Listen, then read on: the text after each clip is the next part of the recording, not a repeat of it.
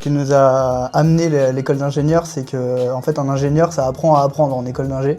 Et du coup, on est sortis tous les deux, on s'est beaucoup formés sur l'immobilier, mais on va dire les finances au global.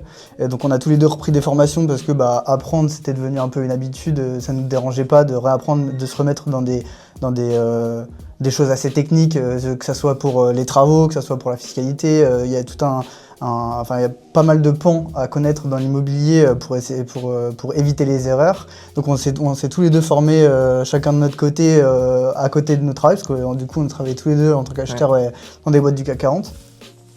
Et en fait, c'est surtout le Covid qui nous a pas mal aidé. En fait, pendant le Covid, moi, typiquement, j'ai été en stand-by, on va dire, pendant 3 mois où, le jour au lendemain, mon chef m'a appelé pour me dire arrête ton PC, on bloque tout. Et du coup, j'ai pas fermé le PC, j'ai juste repris une formation parce qu'effectivement, on en avait déjà discuté, c'était quelque chose qui nous intéressait. Repris une formation, appris tout ce que je pouvais savoir sur ce point-là. Et puis après, comme Nicolas vous l'a dit, le fait d'avoir les copains qui nous disaient soit apprends-moi, soit moi j'aimerais bien faire, est-ce que tu pourrais faire pour moi, m'accompagner, on s'est dit ce serait bien qu'on se lance tous les deux et qu'on ne dépende plus effectivement de nos sociétés et qu'on soit à notre compte propre et qu'on puisse fournir un service de qualité à nos amis et potentiellement à des clients qui pourraient être intéressés.